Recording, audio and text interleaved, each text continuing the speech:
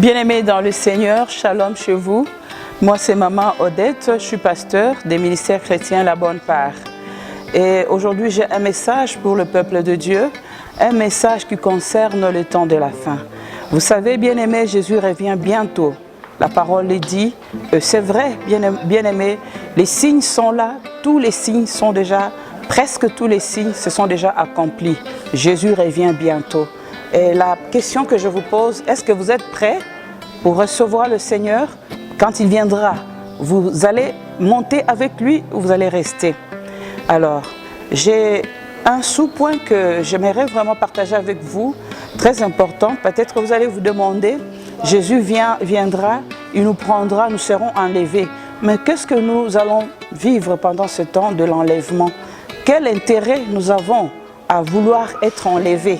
Oui, bien-aimés, à part le tribunal de Christ, nous comparaîtrons au tribunal de Christ, il y aura des récompenses qui seront données, selon l'œuvre, selon le travail que chacun de nous aura fait sur cette terre. Vous avez servi le Seigneur, vous avez accepté Jésus, certes, c'est bien, mais est-ce que vous l'avez servi comme il le faut? Parce que l'œuvre de chacun sera éprouvée par le feu. Vous l'avez servi comme il faut. Et si vous l'avez servi avec dévouement, il y a des récompenses qui seront données. Et ces récompenses, ce sont des couronnes dont je vais vous parler tout à l'heure. J'en ai répertorié cinq couronnes qui seront données à tous ceux qui servent le Seigneur, à tous ceux qui sont venus et qui ont accepté Jésus-Christ comme Seigneur et Sauveur.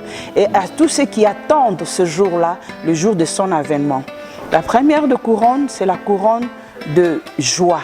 La couronne de joie ou de réjouissance, c'est une couronne qui est réservée à tous ceux qui auront gagné des âmes pour le Seigneur. Des organisateurs de joie dans le ciel, comme je les appelle. Parce que la Bible dit que ce jour-là, si un pécheur se repent de ce péché et vient à Christ, il y a de la joie qui est organisée dans le ciel, selon Luc 15, verset 7 et verset 10. Donc la couronne de joie, c'est une couronne qui est décrite dans Philippiens 4, 1.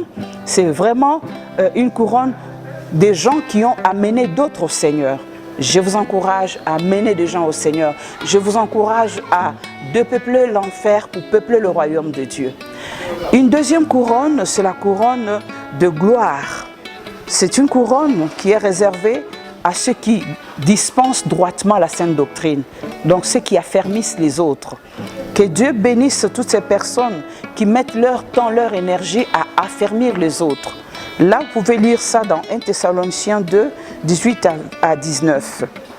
Et aussi, troisièmement, la couronne de vie. La couronne de vie, dans Jacques 1, 12, c'est une couronne qui est réservée à tous ceux qui ont supporté patiemment la tentation, qui ont été fidèles, qui aiment le Seigneur et qui sont restés fidèles au Seigneur, qui ont enduré la persécution et qui sont restés fidèles. La tribulation, ils sont restés fidèles. Toutes ces personnes recevront la couronne de vie. Bien-aimés, aspirez à une couronne qui vous est réservée, vous qui faites toutes ces choses, vous qui supportez la tentation, qui supportez le mépris, qui supportez l'opprobre, qui supportez toutes les mauvaises choses à cause de Jésus, cela ne sera pas vain. Vous recevrez une couronne de vie. Que Dieu vous bénisse. Quatrième chose, il y a la couronne de justice. La couronne de justice, 2 Timothée 4, 6 à 8, c'est une couronne qui est réservée pour tous ceux qui combattent le bon combat et qui gardent la foi.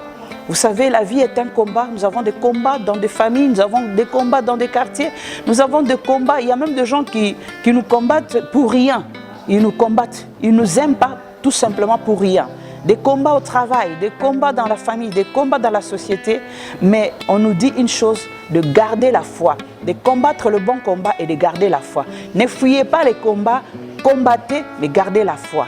Ne reculez pas devant l'adversaire, affrontez l'ennemi, gardez la foi. Il y a une couronne qui vous est réservée, bien aimé, dans 2 Timothée 4, 6 à 8, comme je viens de le dire. Et ensuite, il y a la couronne incorruptible de gloire. Pour clôturer ces 5 couronnes, la couronne incorruptible de gloire. Et cette couronne, c'est une couronne dans 1 Pierre 5, 1 à 5. C'est une couronne qui est réservée à tous ceux qui encadrent, tous ceux qui sont à la tête du peuple de Dieu. Là, je parle des pasteurs, je parle des apôtres, je parle des anciens, je parle de docteurs, tous ceux qui conduisent les autres, les bergers. Il y a une couronne qui vous est réservée, chers bergers. Ne relâchez pas, la Bible dit, paissez les troupeaux du Seigneur avec dévouement, non pour un gain sordide, mais avec dévouement, avec consécration, dans la crainte de Dieu. Une couronne vous est réservée, c'est la couronne incorruptible de gloire, une couronne sans tache. Et Dieu bénisse son peuple. Et que toutes ces couronnes, d'après les Écritures, nous irons les déposer aux pieds de Jésus. Nous allons présenter ça, nous allons couronner le Seigneur. Le roi de gloire sera couronné par nos couronnes que nous allons déposer à ses pieds. C'est un moment de gloire, un moment de puissance que nous passerons dans sa présence, dans la contemplation aux pieds de Jésus. Nous allons vivre ce que nous faisons déjà ici. Des adorateurs en savent quelque chose. Je bénis le peuple de Dieu. Je vous bénis, vous tous qui avez eu l'opportunité de nous suivre. Si vous n'avez pas encore reçu le Seigneur Jésus-Christ, c'est une opportunité qui vous est offerte d'accepter Jésus pour être enlevé ce jour-là. Si vous n'avez pas Christ, vous ne serez pas enlevé. Alors, vous allez faire cette prière avec moi pour accepter Jésus-Christ. Vous allez répéter après moi: Seigneur Jésus, j'ai entendu ta parole, j'accepte en ce jour de te prendre dans ma vie comme Seigneur et comme Sauveur.